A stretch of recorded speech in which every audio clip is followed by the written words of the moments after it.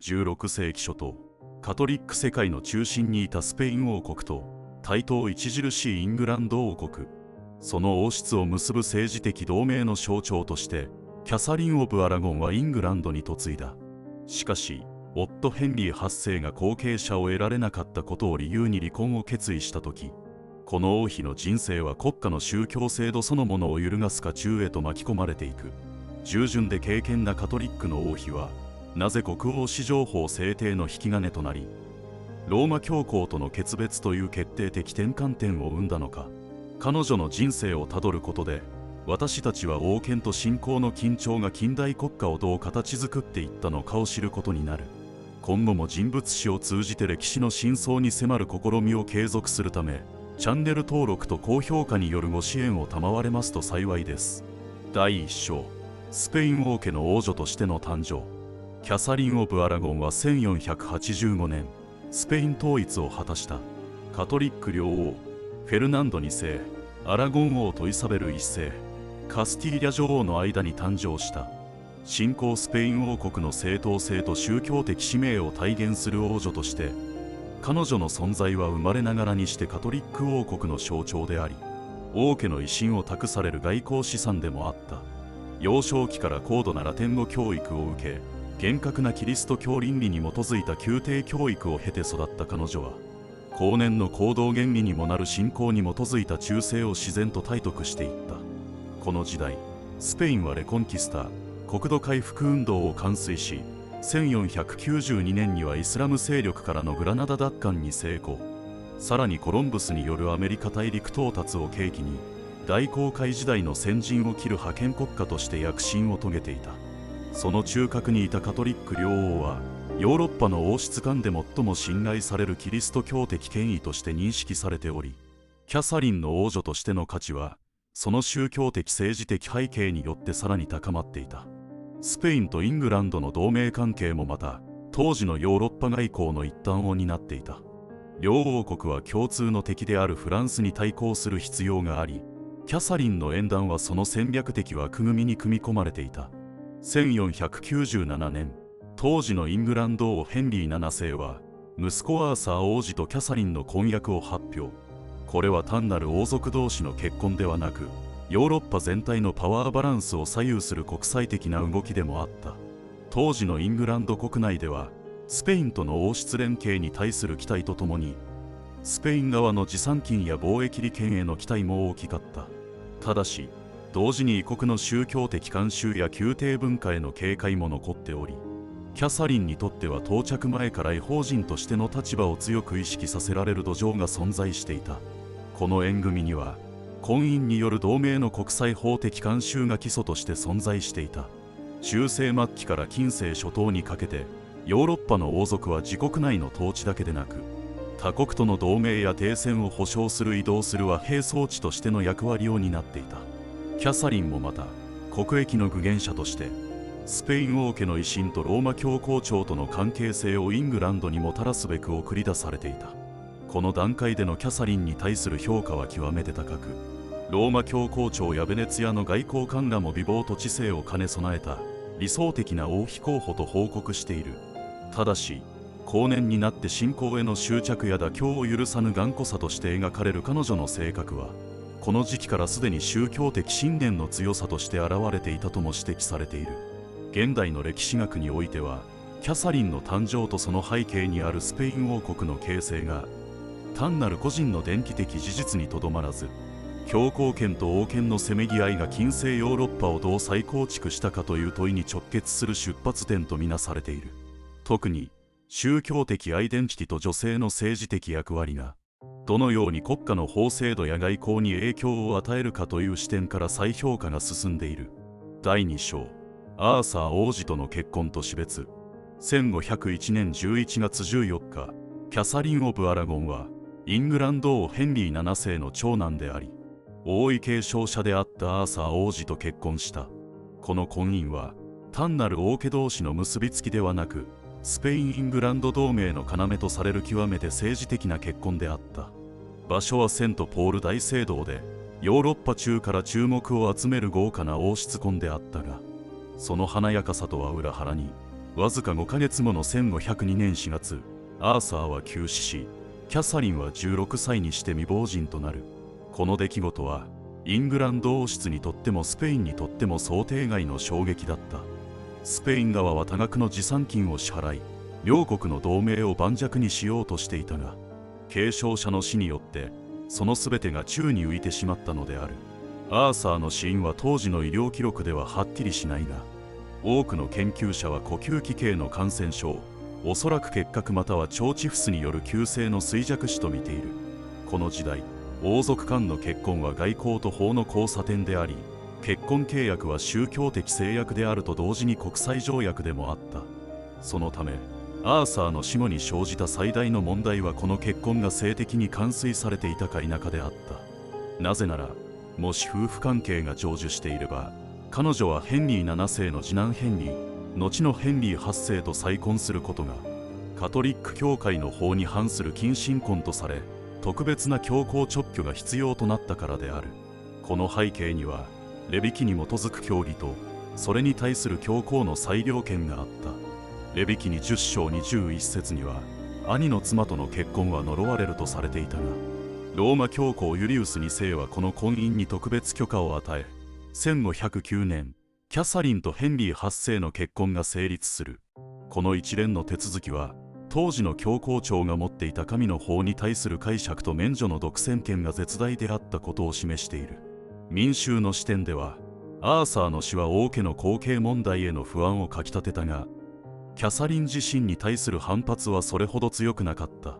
むしろ敬虔で慎み深い未亡人としての振る舞いが称賛され、彼女の再婚の可能性が模索されるようになった。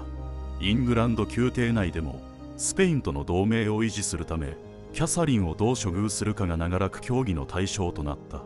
アーサーの死後の交渉は両王家にとって国際法的神学的な繊細さを伴う問題であった。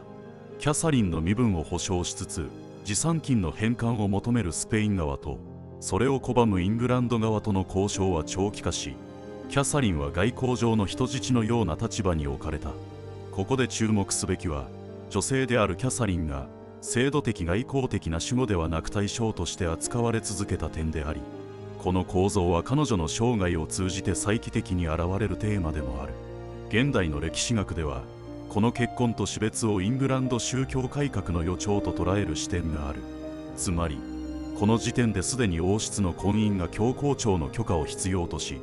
その権威に依存していたという構造が後年の教会と国家の分離への道を準備していたという解釈である。キャサリンとアーサーの結婚が制度の矛盾を可視化する起点として機能していたという評価が強まっている。第3章、ヘンリー8世との再婚と国王妃としての地。1509年6月11日、キャサリン・オブ・アラゴンはイングランド王ヘンリー8世と正式に結婚した。前王ヘンリー7世の死により王位を継承したばかりの18歳の若き国王は、6歳年上のキャサリンを政治的同盟の象徴であると同時に、知性と教養を備えた理想的な王妃として迎えた。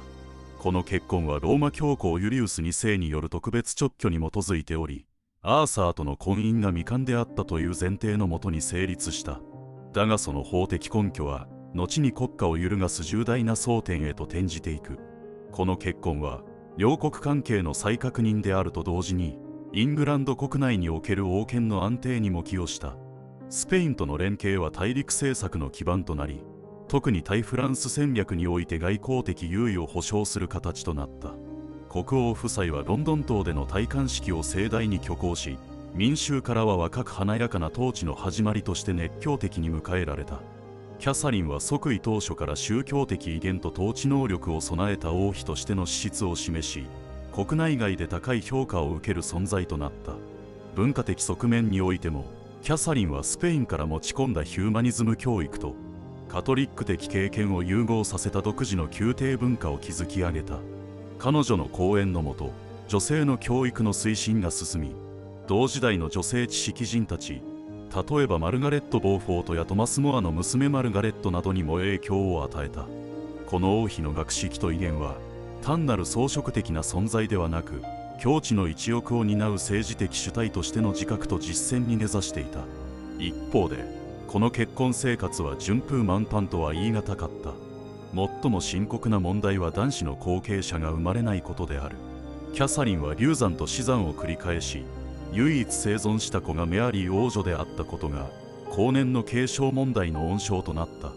当時のイングランド社会において、男子継承は王権の正当性を維持するための絶対的要件とされ、女子による継承は安定を脅かすリスクと指摘されていた。この王妃としての立場をめぐってキャサリンは幾度となく国内外の権力者と接触し、王妃の地位を制度的に正当化する努力を重ねていた。とりわけ1525年にフランス王フランソワ一世がスペイン軍に敗れ、カール5世キャサリンの甥がヨーロッパの覇者として台頭したことで、スペイン王家との血縁が再び政治的意味を帯びるようになる。これによりキャサリンは一時的に影響力を回復し、ヘンリー8世も再び彼女との関係改善を模索した。当時の制度的背景としては、イングランド王権と教会の関係が依然としてローマ教皇庁の権威下にあり、婚姻に関する最終的判断は教皇によって飲み下される構造が続いていた。つまり、ヘンリー8世とキャサリンの結婚は、イングランドの主権の内側では完結しない制度的依存関係の象徴でもあった。王妃キャサリンに対する国内の評価は、一般的には敬虔で慈悲深い母として高く保たれていたが、宮廷内部では彼女の立場を不安視する声も出始めていた。後継者問題をめぐる不満は、王の側近や一部貴族の間で次第に広まり、ヘンリー8世の側女アン・ブーリンの台頭とともに、王妃の正当性をめぐる疑念が公然化していく。現代の歴史学においては、この時期のキャサリンが女性統治者の典型として再評価されている。単に国王の配偶者という枠を超え、文化、教育、宗教、外交に影響を及ぼした政策的主体としての分析が進み、彼女が築いた王妃像が後のメアリー一世やエリザベス一世の統治スタイルにも間接的に影響を与えたという視点が浮上している。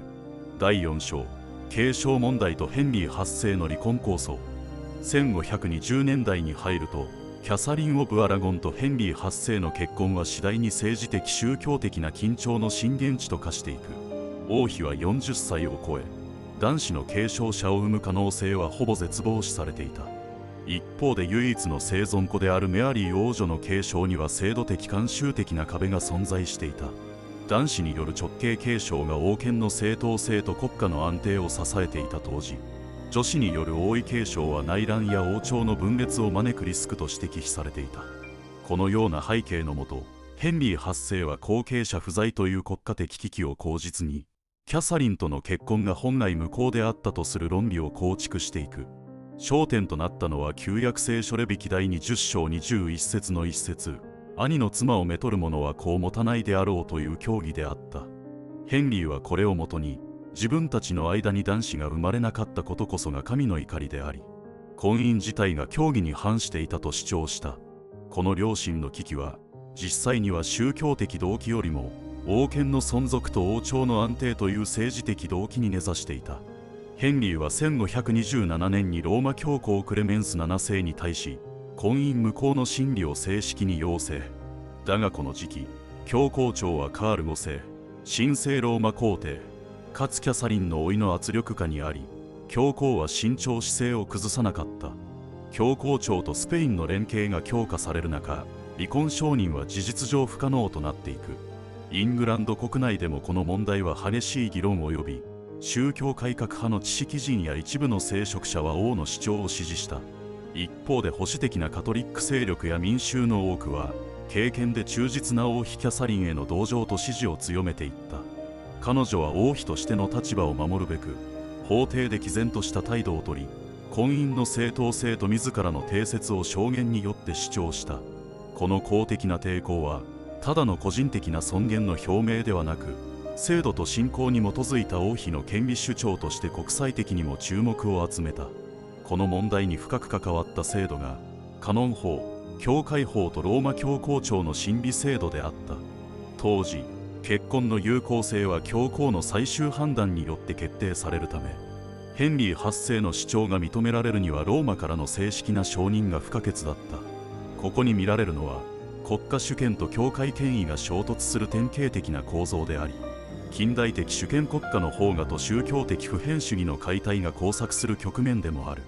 キャサリンに対する周囲の評価もまた分裂していく。トマス・モアやジョン・フィッシャー司教といった教会寄りの知識人は、彼女の定説と王妃の正当性を支持し、王権による恣意的な制度改変に警鐘を鳴らした。一方で、トマス・クロムウェルやトマス・クランマーラは、王の婚姻無効を国家法に基づいて処理する新たな体制構築を模索していった。宗教と法、王権と個人の尊厳が交差するこの対立は、やがて国家の宗教的枠組みそのものを再構築する力を帯びていく。現代の研究では、この時期のヘンリー8世の離婚要求が、実際には国家の主権確立に向けた意図的な制度闘争であったとする視点が主流となっている。つまりキャサリンとの離婚は単なる王室の指示ではなく、教皇権の制限と国家主権の再定義を目指す政治革命の序章であり、その渦中でキャサリンは制度の正当性を象徴する存在として機能していた。第5章、ローマ教皇との対立と宗教改革の発端。1533年、ヘンリー8世はローマ教皇の承認を得ぬまま、キャサリン・オブ・アラゴンとの婚姻を無効と宣言し、新たにアン・ブーリンと結婚する。これにより、イングランド王室とローマ教皇庁の150年にわたる宗教的法的関係は決定的に断絶され、国家と教会の制度構造が根底から変容した。宗教改革という時代のうねりの中で、この断絶は偶発的な王室の愛憎劇ではなく、制度的必然として構造化されていく。1533年1月、ヘンリー8世はトマス・クランマーをカンタベリー大主教に任命し、その年の5月、クランマーはキャサリンとの結婚は教義上無効であるとの判決を下した。この判決は、教皇クレメンス7世の判断を無視したものであり、イングランド王権が教皇権から自立し、独自に教会法を適用するという前例のない国家主導の措置であった。まさにここに、イングランド国教会の法画が誕生する。背景には、王権至上主義という新たな原理の登場がある。1534年に成立する国王至上法は、国王を教会の唯一の最高主張と位置づけ、ローマ教皇の宗教的権威を法的に否定するものであった。この法律は、単なる宗教改革を超え、王権の下にあるべき制度体系の再編、すなわち国家宗教の制度化を意味していた。この断絶の過程において、キャサリンの存在は常に合法性と道徳性の象徴として対峙された。彼女は教皇庁の裁定を遵守し、イングランド国内でのあらゆる圧力にも屈することなく、私は真の王妃であり、法の下で結婚は有効であると生涯主張し続けた。この不動の信念が、ヘンリー8世の政治的強権との対比として広く受け止められ、民衆の間でも彼女に対する同情と尊敬が強まっていく。当時のイングランド国内では、王の離婚と宗教改革に対する賛否が激しく分裂していた。王に忠誠を誓う貴族や新興層は、新しい秩序の恩恵を受けた一方、保守的な教会関係者や一部の地方民衆はカトリック信仰への忠誠から改革に強く反発した。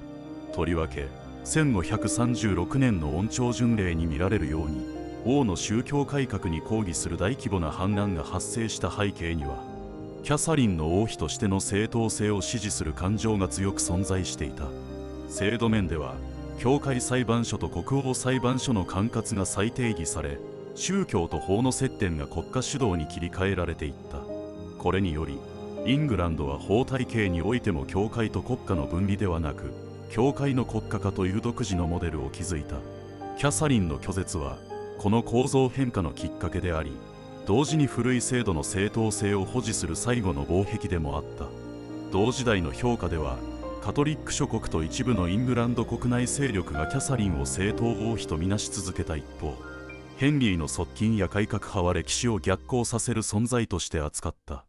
だが、彼女の態度に対してすら侮辱を加えることは稀であり、その人物としての誠実さと信仰への忠誠は広く認知されていた。現代の歴史学では、この1533年の断絶を宗教的決断というよりも制度的自立の宣言として理解する傾向が強い。キャサリンの抵抗が示したのは、王権が制度を自己の権威のもとに再構築しようとするとき、法と信仰はどのようにして主権の境界を定義するかという問いであり、彼女の姿勢がこの問いを顕在化させた点において制度史的な意味を持つ。第6章、離婚後の生活と信仰の堅持。1533年以降、キャサリン・オブ・アラゴンは王妃の称号を剥奪され、ウェールズ王太子妃未亡人として王室から事実上排除された。この処遇は制度的には無効とされた婚姻に基づく地位の抹消として説明されたが、実態は政権の宗教政策に同意しない人物への徹底的な政治的孤立化であった。彼女は住居を転々とさせられ、娘メアリーとも引き離され、周囲には監視と制限がつきまとった。だが、こうした苦境の中にあっても、キャサリンはイングランドの正当な王妃であるとの自己認識を決して手放すことはなかった。この時期、キャサリンが送った書簡や報告される証言の多くには、深い信仰と法的確信が織り込まれている。彼女は教皇が裁可した婚姻を否定する王の行為を神に背くものと捉え、自らの沈黙や妥協が制度の堤防を崩すことになるとの危機意識を持っていた。この思想的堅牢さは彼女個人の信仰に根ざすとともに、スペイン王女としての出自と責務を一貫して意識していたからに他ならない。周辺諸国との関係においてキャサリンの処遇は重大な国際問題であり続けた。甥のカール5世はイングランドに圧力をかけ、キャサリンの尊厳を回復させようと試みたが、ヨーロッパの情勢は複雑に絡み合い、積極的な軍事的介入には至らなかった。とはいえ、イングランド王室がキャサリンを公的な場に出すことを極端に避けた背景には、彼女が国際的な同情と正当性の象徴であり続けたことへの警戒があった。一方、当時のイングランド国内世論では、キャサリンへの敬意が民間レベルで根強く存在していた。特に北部やウェールズ地方では、アン・ブーリンへの不信と新教会への反発が強く、キャサリンを王妃として扱い続ける人々が多数いた。彼女の沈黙の抵抗は、制度的反乱ではなく象徴的忠誠という形で、民衆の心に刻まれていたのである。制度や法体系の面では、1534年の王妃の称号法が重要である。この法令により、キャサリンとの婚姻とメアリー王女の継承権は公式に否定され、アン・ブーリンとの間の子が唯一の合法的後継者と定められた。従わぬ者は反逆罪に問われるという極めて厳格な内容であり、これは王権が制度の最終解釈権を握るという国家主義の明確な表現でもあった。キャサリンの人物に対する評価は、この制度化された排除にもかかわらず、宮廷内外で高く保たれ続けた。例えば、元側近やカトリック信者の多くは、彼女を神の秩序を守り通した王妃として敬い、ローマ教皇庁も死後に至るまで彼女の地位を正当とみなした。一方で、プロテスタント化を推進する側からは、彼女の信念は反動的であり、国家の進展を妨げる障壁と捉えられたが、人格攻撃には踏み込まれない品格があった。1536年1月7日、キャサリンはキム・ボルトン城にて静かに世を去る。遺言には王妃キャサリンと記され、自らの立場を最後まで明確にしていた。葬儀はカトリックの典礼で行われたが、王室は王妃としてではなく、王太子妃としての葬儀を命じ、その意思すらも制度の都合で抑え込もうとした。現代の評価において、キャサリンの晩年は制度に抗する道徳的抵抗の典型とされる。彼女は権力奪還を目指す野心家ではなく、制度と信仰の正当性を静かに守り抜いたもう一つの近代の構想者として認識されている。彼女の姿勢が後のメアリー一世に影響を与えたことも、イングランドにおけるカトリック回帰の一因とされ、彼女の死後もその思想的余韻は国家の根幹を揺るがし続けた。第7章、死後の評価とイングランド宗教改革への影響。キャサリン・オブ・アラゴンが1536年に死去してから数世紀にわたり、彼女の存在は単なる一王妃の伝記にとどまらず、国家と教会、王権と法、個人の信仰と制度の正当性というテーマをはらんだ象徴的存在として扱われ続けた。彼女の死後間もなく、イングランドでは宗教改革の波が本格化し、修道院解体や新教義の制定が進む中、キャサリンの名は旧秩序と信仰の堅持の記憶とともに歴史の中に刻まれていった。ヘンリー8世はキャサリンの死の翌年、アン・ブーリンをも処刑し、王妃としての座を次々と他の女性に与えていくが、いずれの王妃もキャサリンの持っていた宗教的威厳と国際的象徴性には及ばなかった。特にカトリック勢力にとってキャサリンは真の王妃として記憶され、イングランドがローマ教会からの離脱という誤りを犯した出発点としてその名が語られるようになる。政治的にも彼女の遺産は残された。娘のメアリーは1553年に即位し、母の信仰を受け継いでイングランドを一時的にカトリック国家へと引き戻した。これは単なる宗教政策の変更ではなく、キャサリンの正当性回復という意味合いを強く帯びており、キャサリンの記憶は国政の正当性の一環として再構築されることになる。戴冠式でスペインの王女の娘として紹介されたメアリーの姿は、母の信仰的遺産の継承を国家儀礼として体現した瞬間でもあった。制度的な観点から見ると、キャサリンの存在はイングランド宗教改革の負の根源としてだけでなく、王権と制度の限界を可視化した存在としての評価を受けるようになる。つまり、教皇の権威と王権の主張が衝突する中で、制度と個人の信仰がどこまで折り合えるかという問題を浮き彫りにしたのが彼女であった。国王の意思によって法が再構成される現代国家の原型が、この離婚劇の中で姿を現していたとも言える。同時大臣の視点では、キャサリンの評価は真っ二つに分かれていた。カトリック教会と保守派は彼女を殉教的な存在とみなし、対する改革派や王政側近の一部は過去への固執として位置づけた。しかし、その人格と経験差に疑義を挟む者は少なく、信仰の賢治と誠実な統治者の妻としての姿勢は、敵対者からすら一定の敬意を持って語られている。現代の歴史学では、キャサリンはしばしば中世的王妃の終焉と近代国家の諸行をつなぐ橋渡しとして捉えられている。政治的犠牲者という一面的な理解を超え、制度の構造に抗う知的主体、あるいは国家主権の形成における他者としての制度的主張者としての役割が強調されている。彼女の人生は王妃という立場を超えて、誰が法を定義するのか、信仰はどこまで個人の保護となりうるのかという問い、制度史、宗教史、政治思想の文脈において今なお問い続けているのである。今回の動画は以上となります。キャサリン・オブ・アラゴンの生涯を通じて私たちが直面するのは、王権、信仰、制度という3つの権威が交錯する中で、個人はいかにして尊厳を守り抜けるのかという普遍的な構造的問いである。彼女の静かな抵抗は、制度改革の序章であり、国家主権の形成において宗教的正当性がいかに排除再構成されていくかの過程を象徴している。中性的権威の最後の砦として、そして制度を照射する胸像として、キャサリンの歴史的意味はなお問い続けられるべきであろう。